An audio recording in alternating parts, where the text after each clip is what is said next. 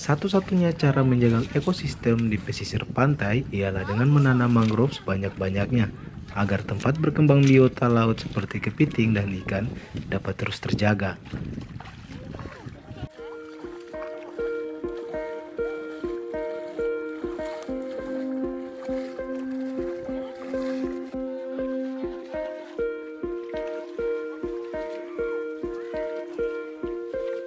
Yonaseo, seorang pensiunan yang mengabdikan diri untuk melakukan pembibitan dan penanaman mangrove di pesisir kota Sorong yang mulai terkikis pembangunan.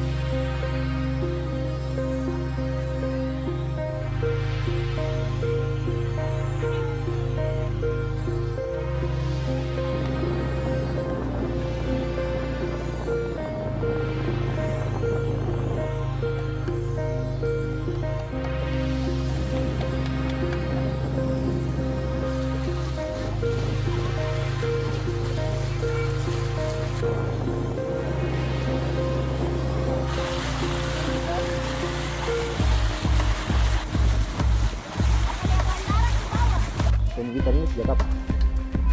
2016. Sudah berapa banyak yang sudah Sudah ditanam kurang lebih 10.000. Yonaseo ialah satu-satunya orang di kota Sorong yang sadar akan hal itu dan memulai melakukan pembibitan pohon mangrove di halaman rumahnya. Walaupun dengan bermodalkan semangat, Pak Yonas yang dibantu oleh anggota keluarganya terus melakukan pembibitan dengan memanfaatkan lokasi rumahnya untuk anakan mangrove pun didapatkan di sekitar rumahnya. Tahunya dari mana itu?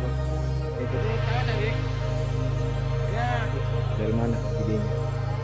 Jadi kalau pertama kali saya punya ide itu, kalau saya sudah kembali dari studi banding, saya harus kembangkan mangrove. Tapi kenyataan saya tidak punya anggaran. Sampai tahun 2016 Pak Willy Gambok datang ketemu saya, dia kasih uang perancang. Jadi saya tempat masyarakat ini kami tanam kurun waktu kami fokus kurun waktu 3 bulan. 3 bulan selesai terus penanaman.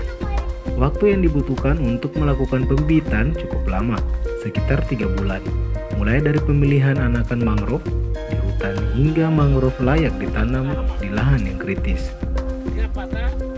Pengetahuan pembibitan mangrove ini dia peroleh dari hasil studi banding di Kepulauan Seribu, sehingga memotivasi Pak Yonas untuk memulai pembibitan di kota Sorong. Pembibitan telah dilakukan sejak 2016 lalu, dan kurang lebih 10.000 pohon mangrove telah ditanamnya di lokasi pesisir kota Sorong yang telah terkikis pembangunan dan abrasi pantai. Dalam pelaksanaan penanaman mangrove, bibit yang dibudidayakan oleh Pak Yonas sering dibeli oleh instansi pemerintah demi program penanaman. Namun penanaman selama ini hanya dilakukan secara seremonial saja, tanpa dilakukan pengawasan lebih lanjut, sehingga tidak menjamin bibit yang ditanam bertumbuh dengan baik atau tidak. Macam proyek, jadi mereka hanya datang minta saya antar bayar, terus tanam selesai mereka lepas. Tapi mereka tidak rawat. Itu kesal saya begitu. Terus saya pesan kalau kita tanam kita sama-sama rawat. Tapi kenyataan dari belakangnya tanam lepas anggaran habis-habis. Ya tinggal begitu aja, entah mau ada yang kering kah, ada yang patah kah, itu saya tidak tahu. Yang dinas yang tanam itu juga tidak tahu. Setiap kali penanaman itu kemungkinan untuk gagal berapa banyak, Bapak? Kalau menurut pengalaman saya, kalau paling tinggi itu dari 2000 itu bisa gagalnya bisa sampai 200 sampai 300. Pengaruhnya alam, hujan, terus hama-hama lain. Ada orang-orang sengaja juga potong, patah. Jadi kita tidak